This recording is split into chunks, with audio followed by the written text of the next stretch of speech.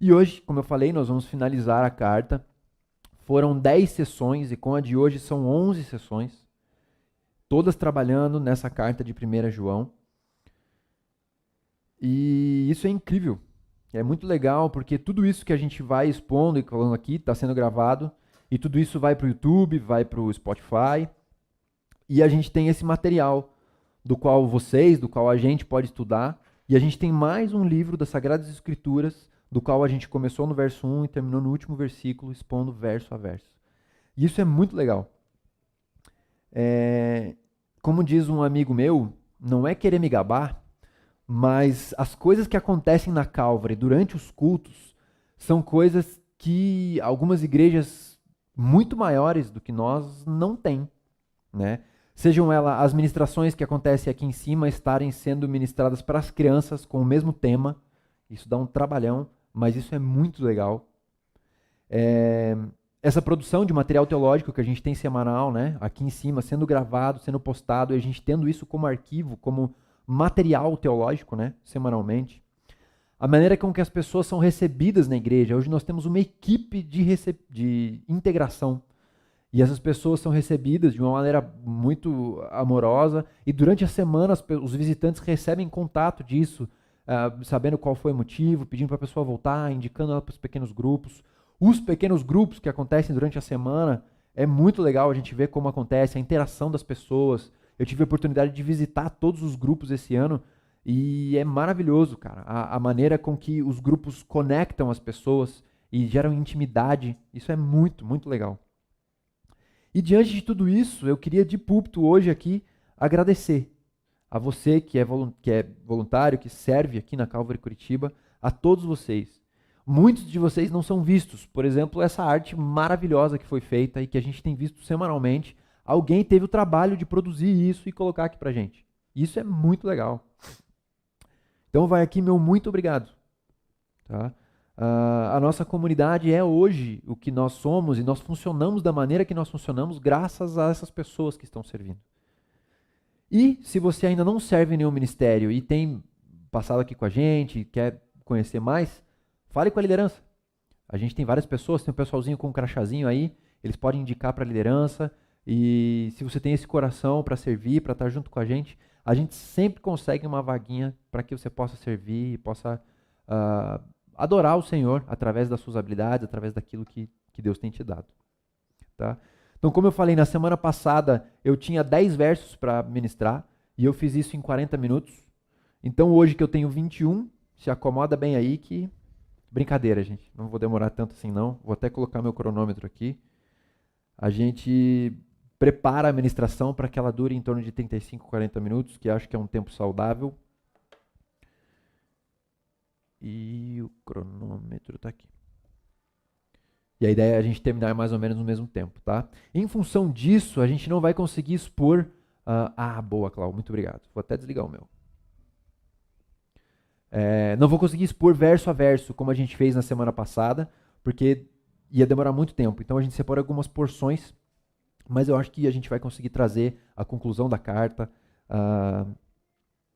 a ideia, né, que João quis passar aqui.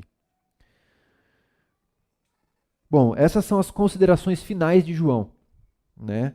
Essa carta não era uma carta da qual ela foi escrita especificamente para uma pessoa ou para um grupo de pessoas ou para uma igreja. Ela era uma carta circular. Então ela foi escrita para que essa carta fosse passada para todas as igrejas das quais conheciam João. E essa ministração era para toda a igreja, para tudo aquilo que eles estavam vivendo naquela época. Então, nesses últimos versos, nesses últimos 20 versos, né, João dá alguns conselhos para esses cristãos da época, para que eles possam viver. Por isso o nosso tema, vida. Para que eles possam viver de maneira que agrada ao Senhor. Tá? E para a gente iniciar, eu separei 4 conselhos. Tá? E de maneira bem simples, durante a ministração a gente vai destrinchar um pouquinho mais esses conselhos. João aconselha que a igreja na época vença o mundo, creia em Jesus, peça, então, dê os seus pedidos a Deus e fuja dos ídolos. Basicamente são esses 4 conselhos que João passa para a igreja. durante esses últimos versos. E aí a gente vai entrar especificamente no texto. Do verso 1 ao 5, João dá o primeiro conselho para a igreja, que é: vençam o mundo. Mas como? Como que eles podem vencer o mundo? Crendo em Jesus. E a gente vai ler do verso 1 ao 5, e aí eu vou levantar alguns pontos e a gente vai conversar sobre isso. Então, 1 João, capítulo 5, do verso 1 ao 5. Todo aquele que crê que Jesus é o Cristo é nascido de Deus. Todo aquele que ama o Pai também ama os filhos dele. Sabemos que amamos os filhos de Deus, se amamos a Deus e obedecemos os seus mandamentos. Amar a Deus significa obedecer aos seus mandamentos, e seus mandamentos não são difíceis. Pois todo aquele que é nascido de Deus vence este mundo, e obtemos essa vitória pela fé. Quem vence a batalha contra o mundo? Somente quem crê que Jesus é o Filho de Deus. Então, o primeiro ponto que a gente levanta aqui, no verso 1 e 2, ele fala que todo aquele que crê que Jesus é o Cristo. E o que significa Jesus ser o Cristo? Há um tempo atrás, um bom tempo atrás, eu imaginava que Cristo era como o sobrenome de Jesus. Então, Lucas Nadalim, Jesus Cristo, né? Era o segundo nome. Então, José e Maria Cristo, nasceu Jesus Cristo. E não, a Bíblia não diz isso. Cristo é um atributo de Jesus. É uma qualidade, é uma coisa que Jesus é. E Cristo significa ungido, consagrado. E nesse caso, por Deus. Jesus era consagrado, ungido por Deus. Então o texto diz é que, crendo que Jesus é o ungido, eu sou nascido de Deus. Esse termo, o nascido de Deus, ele é usado por toda a carta. Em 1 João, no capítulo 2, 29, no capítulo 3, verso 9, no capítulo 4, verso 7. E nesse último capítulo não podia deixar de aparecer. Na maneira que João está concluindo todo o pensamento dele que ele construiu até agora. Mas aqui agora ele diz como que eu posso ser nascido de Deus. No sentido em que, crendo que Jesus é o seu Messias, é aquele que você estava esperando, o Messias verdadeiro, aquele que é ungido por Deus, dessa maneira você é nascido de Deus. E na segunda parte do versículo ele é muito claro. Se eu amo o Pai, que é Deus, eu amo os seus filhos. Ou seja, aqueles que creem no mesmo Pai, que são filhos desse Pai. E isso independe de teologia, independe de situação financeira, independe da sua raça. E é uma prática, é algo que você deve fazer, é algo que você deve amar esses irmãos. Então, se alguém declara que é nascido de Deus porque ama a Jesus, você precisa amar essa pessoa. Essa prática desse amor é que vai mostrar que você ama o Pai. Aquele diz que ama a Deus, mas não vive esse estilo de vida de amor na prática, obediente aos mandamentos, anda nas trevas. 1 João 1,6 ele diz: portanto, se afirmamos que temos comunhão com Ele, mas vivemos na escuridão, mentimos e não praticamos a verdade. João reafirma aquilo que ele começou lá no comecinho da carta. Se você se diz nascido de Deus, você precisa amar o seu irmão. E isso não é só aqueles que convivem com você na Calvary Curitiba e falam as mesmas coisas que você gosta, ou estudam junto com você a mesma coisa, ou que têm uma afinidade contigo. É o amor daquele que crê em Deus, independente da maneira com que ele age, independente da maneira com que ele faz, independente de ser legal ou não, porque a gente sabe que a gente tem amigo na igreja que é chato. É esse amor, é essa prática. Se você é nascido de Deus, você ama o seu irmão. Porém, esses mandamentos, essas obrigações, essas leis que Deus deu, o texto diz que eles não são pesados. E ele diz isso no verso 3. Essa prática de amor, mesmo não sendo a afinidade que você tem com esse irmão, ele não é tão difícil. Mas, ao mesmo tempo, a obediência a todos os mandamentos não é algo fácil. Porque se fosse, não seria tão difícil a gente deixar de pecar, de cometer coisas erradas. Mas nesse texto, João lembra daquele conjunto de regras que os fariseus criavam e para chegar até Deus. Era uma maneira que eles tinham para chegar até Deus, né? E era o dízimo, e eles faziam aquilo de maneira muito regrada, mas na verdade o coração deles não estava em Deus, mas sim era mostrar aquilo para as pessoas, né? Com o contraste do que Jesus diz, que para chegar em Deus, a maneira com que Jesus falava para chegar em Deus, né? Essas obrigações que Jesus mostra, essas obrigações que os fariseus faziam, e ele diz que são como fardos pesados, muito difíceis de serem carregados, né? E Jesus diz isso em Mateus capítulo 11, verso 30. O meu jugo é suave, o meu fardo é leve. Não é difícil a gente amar. Esse amor nos deixa que isso aconteça de maneira fácil. Quando eu entendo isso, só um pouquinho que hoje eu estou apanhando desse microfone aí. Foi. Quando eu entendo isso, eu entendo que obedecer os mandamentos não se torna algo pesado, não é difícil de fazer. Amar a Jesus de maneira fácil e leve, esse jugo suave, esse jugo leve, gera em mim essa necessidade de obedecer a todos os mandamentos do qual Deus expõe para nós. Um exemplo bíblico disso é a história de Jacó. Jacó trabalhou 14 anos para Labão, 7 anos para conquistar uma mulher da qual ele não queria, porque Labão tinha prometido para ele Raquel, da qual Jacó era apaixonado, e ele trabalha 7 anos, Labão dá um migué nele lá porque ele estava meio bêbado, e aí dá a Lia, que era a filha mais velha, e depois ele fala, poxa, não era Raquel e tal, e ele trabalha mais 7 anos. E o texto diz que para Jacó pareceram apenas alguns dias durante todos esses 7 anos, por causa do grande amor que ele sentia por Raquel. O fato é que... Opa, peraí que saiu da ordem.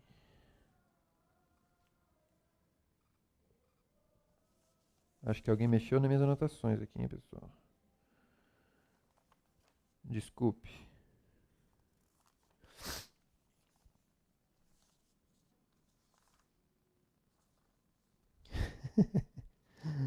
Aqui. O amor transforma a obediência em Deus em algo leve e eu digo até que em algo prazeroso. Trabalhar durante 7 anos para Jacó não foi algo pesado, porque o amor dele era gigantesco. E quando nós amamos a Deus dessa maneira, os mandamentos, a maneira com que a gente obedece, acaba se tornando algo mais fácil, mais prazeroso.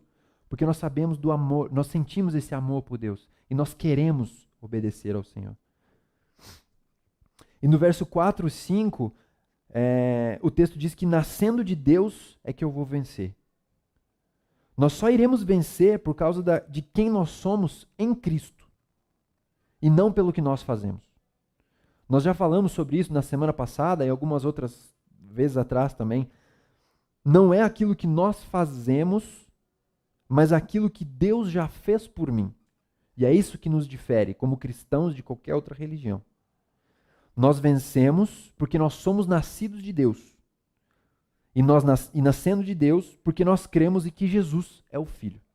É o Filho de Deus, ungido. E isso não é só um fato intelectual, que nós entendemos isso. As nossas vidas giram em torno de que Jesus é o Filho de Deus.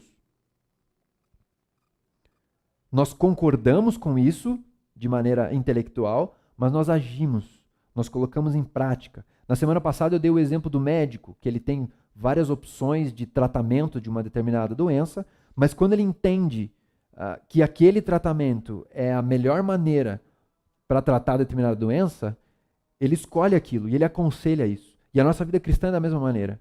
Quando nós entendemos que esse é o melhor caminho, nós não vamos simplesmente entender isso e viver de outra maneira. Nós vamos aconselhar as pessoas, nós vamos viver daquela maneira. Se isso acontece conosco, nós vamos fazer isso. Porque a gente entende com a mente e com o coração aquilo que Deus tem para nós.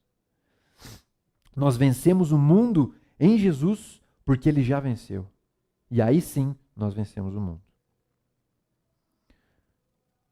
E João, o Evangelho de João, no verso 16, 33, ele confirma isso. Neste mundo vocês terem aflições. Contudo, tenham bom ânimo. Eu venci o mundo. Ele já venceu, ele já fez. Agora o que nós não precisamos fazer mais nada. Só crer nele. Porque ele já fez, nós temos a vida eterna. Nós venceremos o mundo. Então, o primeiro conselho que João dá, vencer o mundo, crendo em Jesus. E aí o segundo conselho que ele dá, do verso 6 até o verso 13, é: creia em Jesus, que é real. Tá? A gente vai ler o texto e aí a gente fala um pouquinho mais sobre esse real, sobre esse Jesus real. Então, no verso 6 ele diz assim: Jesus Cristo foi revelado por meio de seu batismo na água e pelo derramamento de seu sangue. Não só por meio da água, mas pela água e pelo sangue. E o Espírito que é verdade o confirma com o seu testemunho. Temos, portanto, 3 testemunhas: o Espírito, a água e o sangue. E as 3 concordam entre si.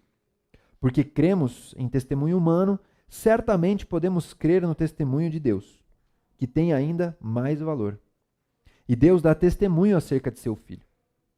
Quem crê no Filho de Deus sabe em seu coração que esse testemunho é verdadeiro.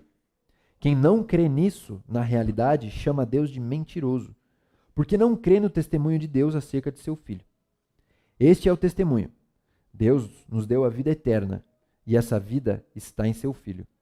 Quem tem o Filho tem a vida. Quem não tem o Filho não tem a vida. Escrevi essas coisas a vocês que creem no nome do Filho de Deus, para que saibam que têm a vida eterna.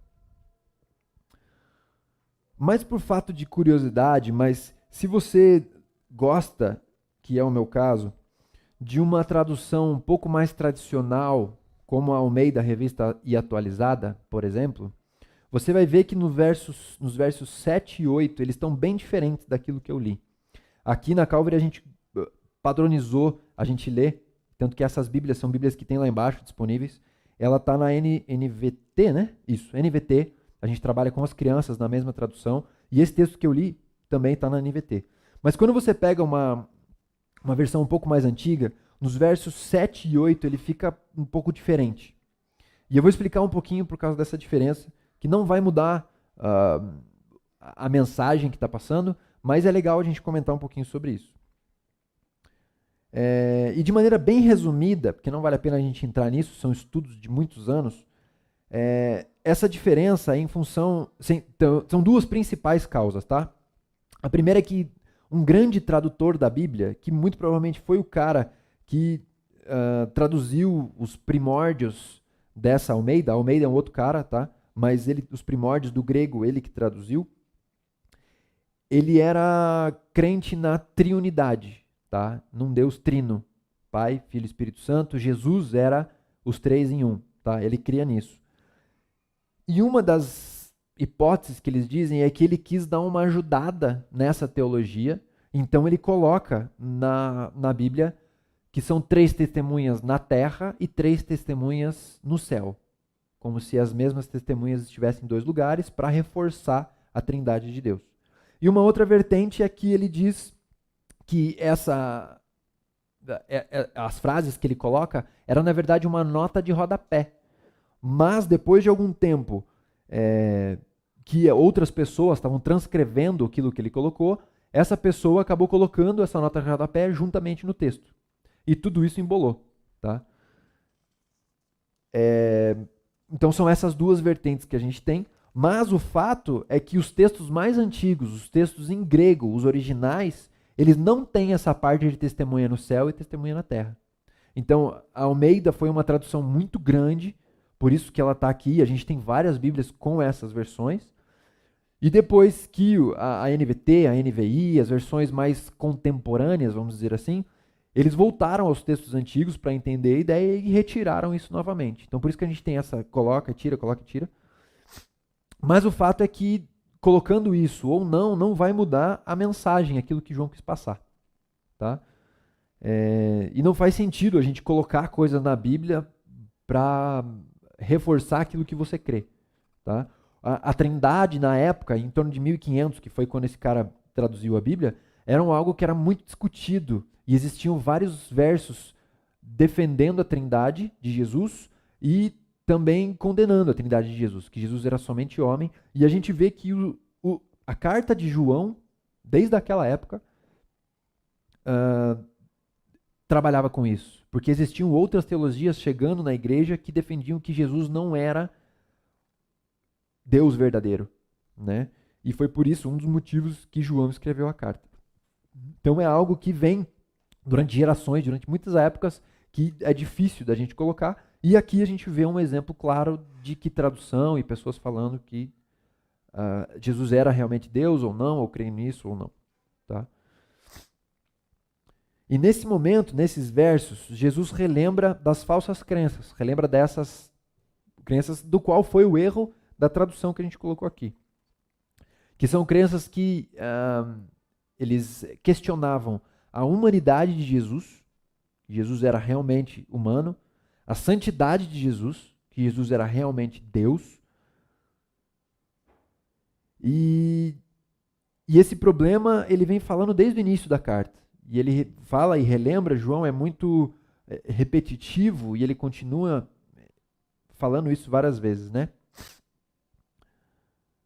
Em função daquilo que a igreja vivia naquele momento. A gente já foi ministrado sobre isso algumas vezes, pelo menos as 2 vezes que o Aguiar ministrou, ele falou um pouco sobre isso. Essas eram as falsas teologias, né? Que o povo estava recebendo de algumas outras pessoas naquela época. Então Jesus relembra do verso 6 ao 8 que Jesus foi revelado pela água, né? Primeiro pela água. Entendendo que é o batismo pela água, né? Então entendendo que o que é o batismo, que é uma confissão pública daquilo que nós cremos e nós morremos na água e voltamos uma vida nova para Deus, mas é um ato público, não é algo sobrenatural.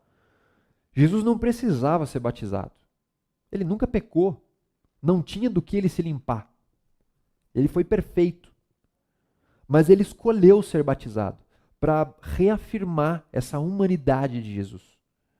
E ele escolheu ser batizado pelo seu primo, que batizava uma galera na água, João, né? João Batista. Jesus era 100% Deus, por isso ele nunca pecou, por isso ele nunca cometeu nada de errado, mas ele também era 100% homem. E ele reafirma isso, e ele mostra isso publicamente no ato do seu batismo. E Jesus também foi revelado pelo seu sangue. Jesus derramou na cruz até a última gota do seu sangue. Digo na cruz, mas em todo o processo de santificação, de sofrimento de Jesus, ele perdeu muito sangue na flagelação, no carregamento da própria cruz e depois pendurado no madeiro, né? E ele fez isso para a remissão dos nossos pecados. Ele fez isso para cumprir várias profecias de mais de 600 anos, para cumprir essas profecias. Ele foi o Cordeiro Santo, o sacrifício perfeito, de uma vez por todas. Porque até então, sacrifícios eram feitos em remissão dos pecados, de ovelhas, de pássaros e tal. Quando você cometia um pecado, você sacrificava o animal e você era limpo. E você cometia o pecado novamente, você sacrificava o animal novamente. E é por isso que Jesus era o Cordeiro Santo, aquele que nunca pecou, aquele que nunca errou. E de uma maneira voluntária, ele se entregou como sacrifício para nos limpar. E ele consumou todo o pecado de toda a raça humana.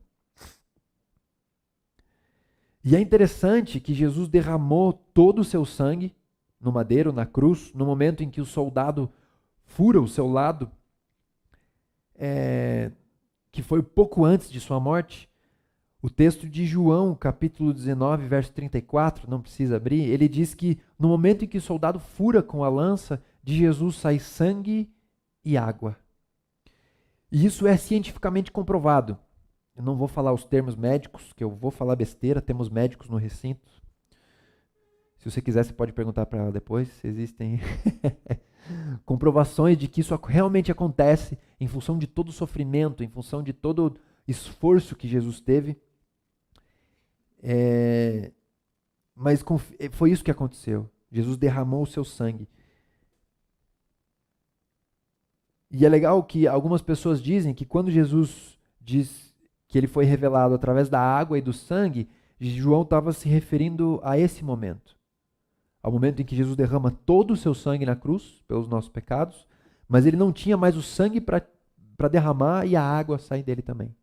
E nós cremos que Jesus foi revelado através da água, a sua humanidade foi revelada através do batismo das águas, e ele também derramou a última gota de líquido que existia dentro do corpo dele, em função de você e de mim. E o Espírito Santo confirma tudo isso, o Espírito de Deus confirma tudo isso. No momento do batismo das águas de Jesus, o Espírito Santo desce em forma de pomba, lembrando que Jesus, no momento do batismo de Jesus, Jesus estava vivo, porque ele estava se batizando, e o Espírito Santo ainda não tinha vindo sobre a terra. Então Jesus era Deus, era homem, mas o Espírito Santo ainda não habitava sobre nós. E a gente vê isso um pouco depois, no livro de Atos, quando o Espírito Jesus diz, promete que ele mandará outro, um conselheiro no lugar dele, e a partir daquele momento nós temos o Espírito Santo habitando entre nós. Então até o momento do batismo de Jesus, ainda não. E Deus confirma, o Espírito Santo confirma o batismo de Jesus.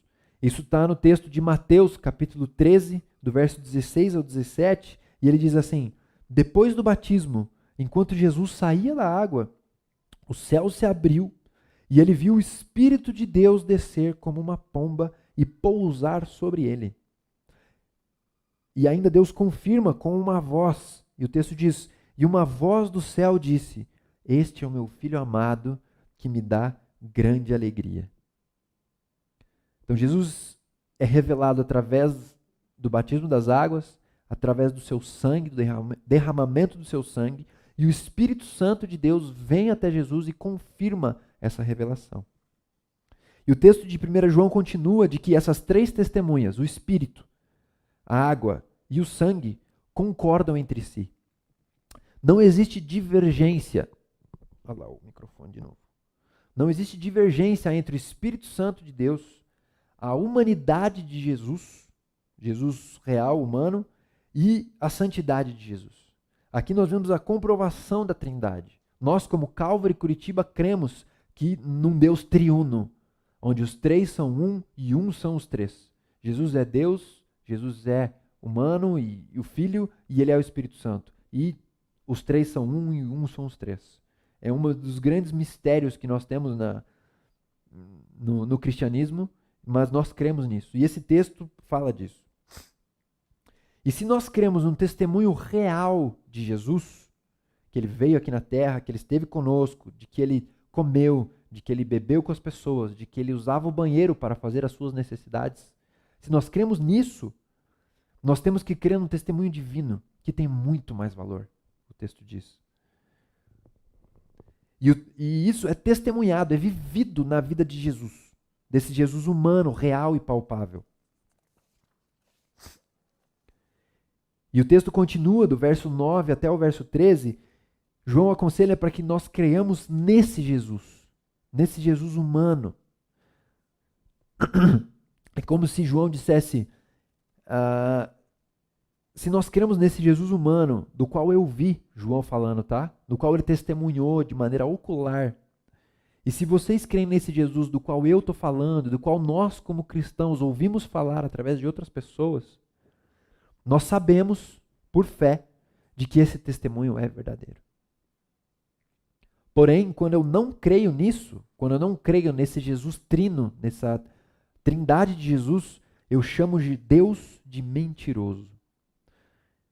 É pesado isso, né? Chamar Deus de mentiroso. E são as palavras que João usa aqui. Para João, Jesus e o cumprimento da sua obra aqui na terra foi algo tão real que você, crente, quando você não crê nisso, nesse Jesus humano, você está chamando Deus de mentiroso. Não crendo nisso, você está dizendo que todo o plano de Deus, desde o pecado original de Adão e Eva até a consumação na cruz pelos seus filhos, Deus mentiu nesse todo plano. Porque esse era o plano de Deus. Quando Adão e Eva Quando Deus promete que Eva pisará na cabeça, um descendente de Eva pisará na cabeça da serpente, lá em Gênesis, nós cremos que Deus já estava se referindo a Jesus no Calvário. Porque naquele momento, quando Jesus ressuscita, é que ele vence. É nesse momento que ele pisa na cabeça da serpente. É nesse momento que ele vence a própria morte. E ele ressuscita depois do terceiro dia.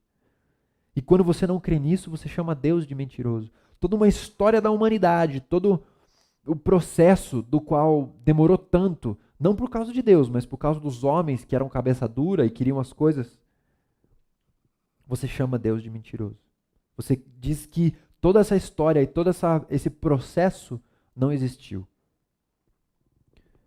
Porque o texto diz no final do verso 10, você não crê no testemunho de Deus acerca do seu filho.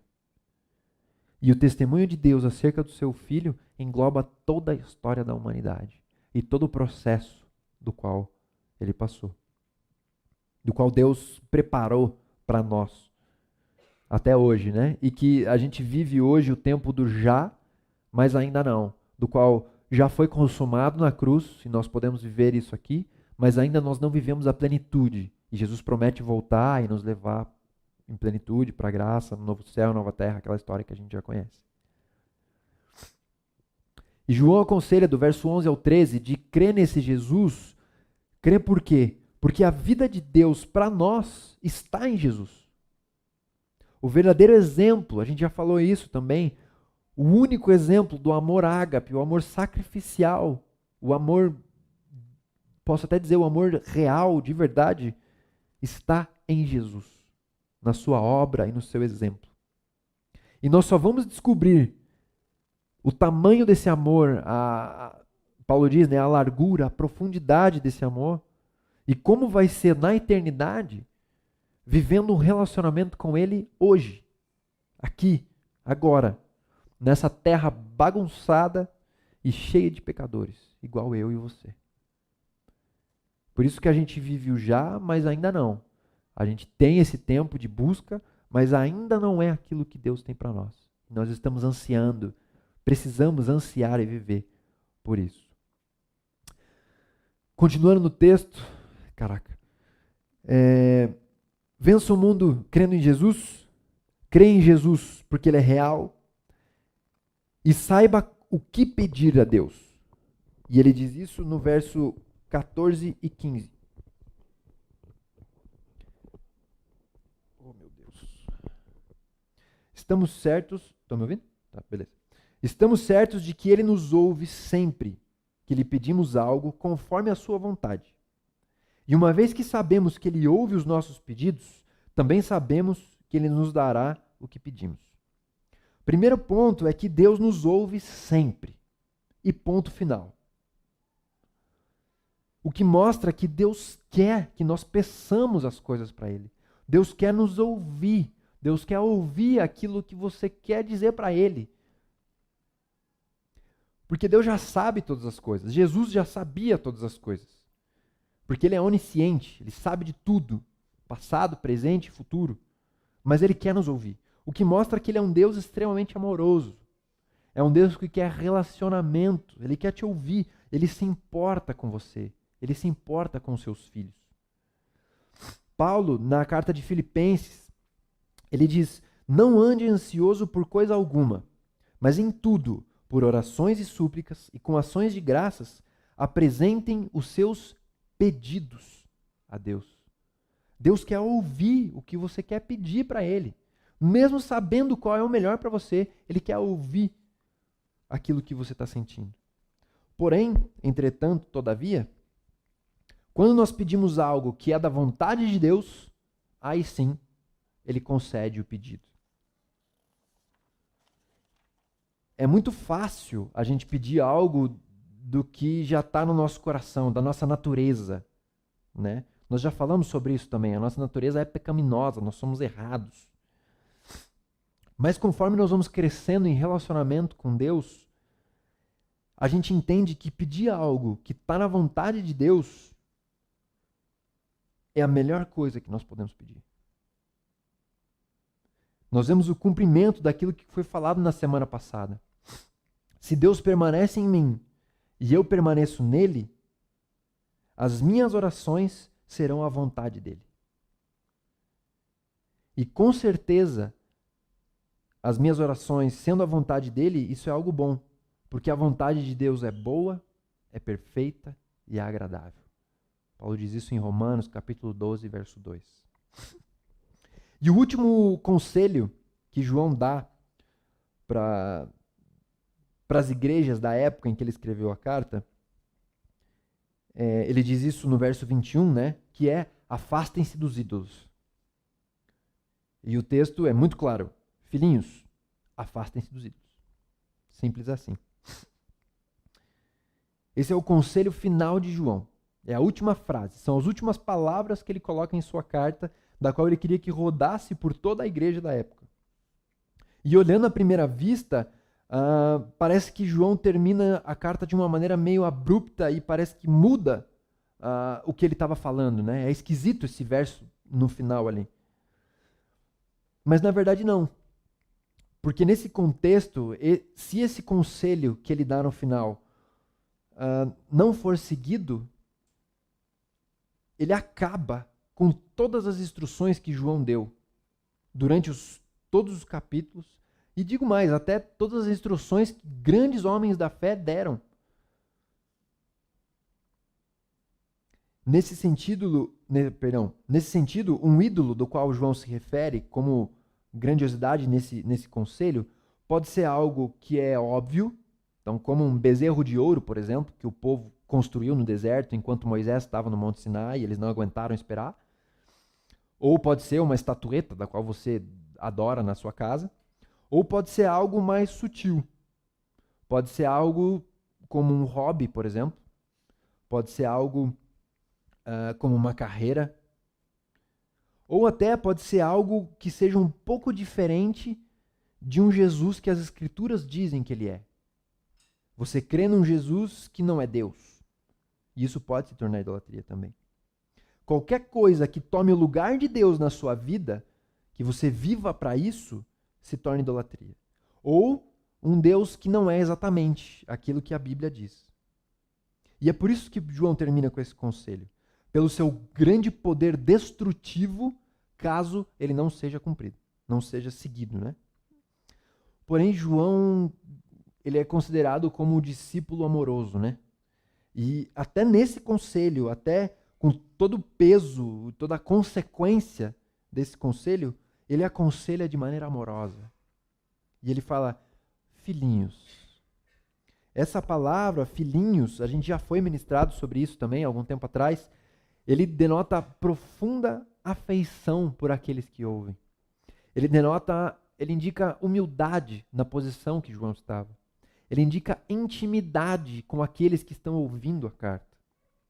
E ele também indica uma disposição a ser ensinado.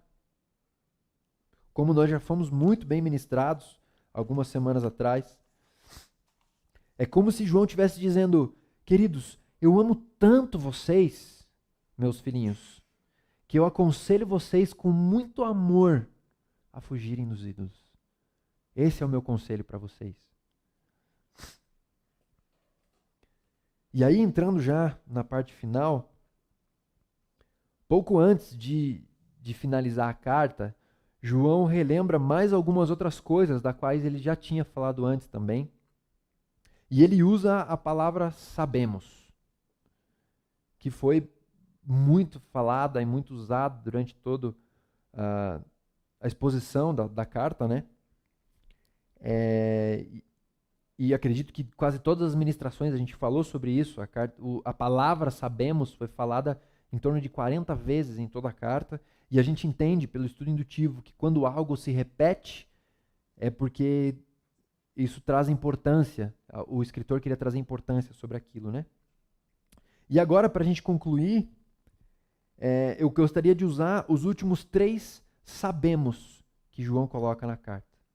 E aí eu termino tanto a minha parte nessa noite, quanto a carta de 1 João. E semana que vem a gente vai ter outro tema, a gente vai ser ministrado sobre outras coisas, preparação para o Natal, advento e tal.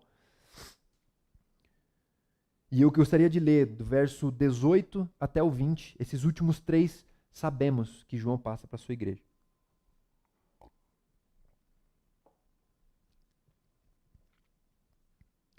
Nós sabemos que os nascidos de Deus não vivem no pecado, pois o Filho de Deus os protege e o maligno não os toca. Sabemos que somos filhos de Deus e que o mundo inteiro está sob o controle do maligno. Sabemos que os filhos de Deus veio e nos deu entendimento para que conheçamos ao Deus verdadeiro. Agora, vivemos em comunhão com o Deus verdadeiro, porque vivemos em comunhão com o seu Filho, Jesus Cristo. Ele é o Deus verdadeiro e é a vida eterna. O primeiro sabemos que João coloca nessa parte é: sabemos que somos nascidos de Deus, que os nascidos de Deus não vivem no pecado. O tempo verbal usado no grego para os que não vivem o pecado indica hábito, indica algo que acontece de maneira contínua, tá? Algo sequencial e ininterrupta. O que quer dizer que você não precisa ser santo e perfeito e não pecar para se tornar filho de Deus. Porque você vai pecar. Se você não sabia disso, está aqui, eu revelo para você nessa noite. Porque você vai pecar. Mesmo você fazendo tudo isso, você vai pecar, você é humano. Porém, nesse texto, o que João quer dizer é que isso não pode se tornar algo habitual, algo que você faz de uma maneira constante. João, capítulo 3, verso 6, ele diz: aquele que nele permanece não está no pecado. O que não implica em não pecar. Tá? Deixar isso muito claro. Mas sim lutar contra o pecado e não deixar que ele te domine sempre. E aí, para a gente aplicar isso, e prometo que eu estou acabando, a pergunta que fica é: existe alguma prática na sua vida que é uma prática que você sabe que é errada, que é uma prática pecaminosa, mas que você não tem conseguido parar de fazer? E a primeira pessoa que foi ministrada nessa hora fui eu. Analisando a minha vida, analisando as coisas que eu faço, existem coisas que quando eu percebo eu já estou fazendo, e aí eu me arrependo. E por mais sutil, por mais simples que sejam essas coisas, é algo que parece que você não consegue deixar de fazer, é algo que te domina. E você tem lutado contra isso e tem tentado fazer. E o meu conselho para mim mesmo e para você nessa noite, se você vive a mesma situação que eu, e aplicando tudo aquilo que foi falado na carta, tudo aquilo que nós somos ministrados, e se você perdeu alguma, eu te aconselho aí no Spotify, aí no YouTube, procurar. O meu conselho é: para de tentar vencer isso com unhas e dentes. Muda o foco. Olha para Jesus. Busca conhecer quem Ele é. Busca revelação da divindade, da grandiosidade de Jesus. Eu tenho certeza que quando você entender isso, essa prática vai mudar. O peso que essa coisa tinha na sua vida vai diminuir. O jugo que você carregava tentando vencer aquilo vai se tornar leve. E aí você vai caminhar melhor. João continua: nós sabemos que somos filhos de Deus e que o mundo não pertence, e que o mundo pertence ao maligno. E quer dizer, o que quer dizer que o mundo hoje, e eu não estou me referindo ao mundo, à natureza, ou planeta Terra, ou tudo isso é criação de Deus, tá? A gente crê que Deus criou o mundo. Aqui nesse texto que nós também já fomos ministrados há um tempo atrás, ele está se referindo ao sistema do mundo, a maneira com que as coisas acontecem no mundo. Isso sim pertence ao maligno.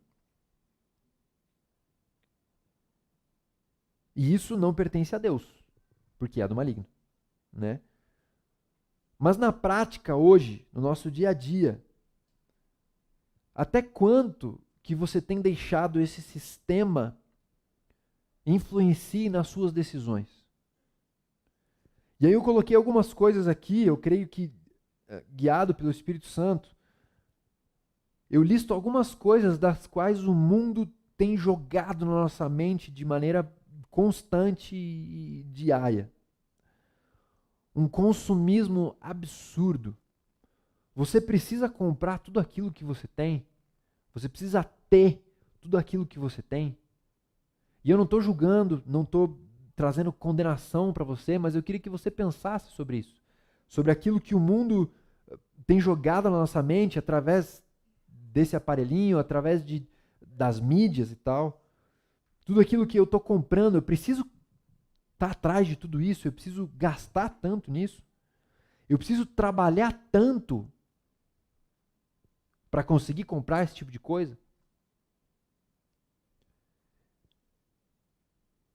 Eu tenho tido tempo com a minha família, tempo de qualidade, tempo de mesa. Porque se você vive nesse mundo de consumismo, você precisa trabalhar 200 horas por dia para você conseguir manter um padrão de vida e viver dessa maneira. Tem uma vertente muito forte e a gente teve a oportunidade de trocar as nossas filhas de colégio. E existe hoje um negócio muito impressionante que é a terceirização da educação dos seus filhos.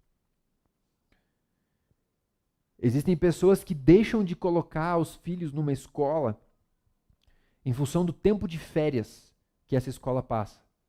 Porque o tempo de férias é muito longo. E os pais não querem ter tanto tempo de férias com seus filhos. E eu não estou falando de 1 ou 2 casos, isso é real, tá? É algo que as pessoas não querem cuidar dos seus filhos. As pessoas não querem ter tempo com seus filhos. Eles querem que a escola eduque e ele trabalha para pagar a escola. Um fim de semana chuvoso para um pai é uma desgraceira, porque ele não sabe o que fazer com o filho dentro de casa. E isso é impressionante, como a gente precisa ficar ligado com isso, quanto a gente precisa de ter tempo com os seus filhos. Se você tem filho, claro. O seu filho não quer o melhor brinquedo do mundo e os melhores videogames. Ele quer dormir com você na cama, apertado. Ele quer que você sente no chão e monte uma espada com um palito de churrasco. Ele quer que você esteja com você. Ele quer que você esteja com ele, perdão. Vocês me entenderam? E o mundo tem coisas do qual ele tem pregado pra gente, e até dentro das igrejas, nos púlpitos das grandes igrejas, a gente ouve tanta coisa. A teologia da prosperidade, do qual você, estando em Deus, você servindo a Deus, aí sim você vai ganhar dinheiro, você vai crescer, você vai ter uma carreira e tal. Isso não é bíblico. Ou a teologia coach, do qual você consegue todas as coisas. Você consegue vencer você mesmo. Seu maior inimigo é você mesmo. Jesus já venceu, a gente já viu isso em toda a carta. Nós não precisamos fazer mais nada, só entregar nossa vida para Ele. E tem até a teologia da Xuxa. O Bilbo fala isso no livro dele, Deus que Destrói Sonhos. Porque tem uma música da Xuxa que fala: tudo que eu quiser, o cara lá de cima vai me dar. Se eu estou na igreja, tudo que eu pedir, Deus vai me dar. Desculpa, irmão, não é assim que funciona. Não é assim que as Sagradas Escrituras dizem que acontece. E todas essas coisas não são algo que acontece de uma maneira natural, são coisas fáceis da gente entender. Muito pelo contrário. É muito mais natural, é muito mais legal você pedir para Deus e Ele te dá tudo o que você quer. Porém, os filhos de Deus não pertencem a esse mundo, porque esse mundo pertence ao maligno. E as pessoas veem que você é de outro mundo? As pessoas percebem que você não está vivendo com essa frenesi que o mundo joga na nossa cabeça? Ou você está sendo o 00 crente? Aquele que se diz crente, mas na verdade ele é um espião, ninguém pode perceber, ele não age dessa maneira. E o último sabemos que João diz ele veio e vive em nós. E ele é o Deus verdadeiro. João finaliza a carta, nesses últimos versos, com um dos temas principais, e dos quais nós falamos e refalamos, e eu falei várias vezes, que é a comunhão com Jesus Cristo. Nós devemos conhecê-lo. E a palavra usada aqui por João, no conhecê-lo, é a palavra do grego ginosko, que denota um conhecimento por experiência, um conhecimento por vivência, de dia a dia acompanhá-lo, uma comunhão com esse Jesus. Jesus é a chave para tudo isso, e ele também tem que ser o nosso foco para tudo.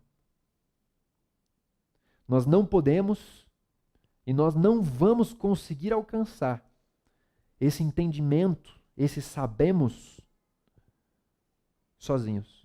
Nós precisamos de Jesus. Deus se revelando a nós através da vida de Jesus é a única maneira de sabermos. Do sabermos que João falou tão incisivamente, de maneira tão repetidamente, durante os 5 capítulos da sua carta. E a afirmação de quem é verdadeiramente Jesus não podia faltar no finalzinho dessa carta. E o texto diz, ele é verdadeiro Deus e vida eterna. Ele é 100% Deus. Ele é 100% homem. E somente nele nós podemos ter vida eterna. Já, agora, aqui, mas ainda não em toda a sua plenitude, da qual nós estamos ansiando e esperando pela sua volta. Amém?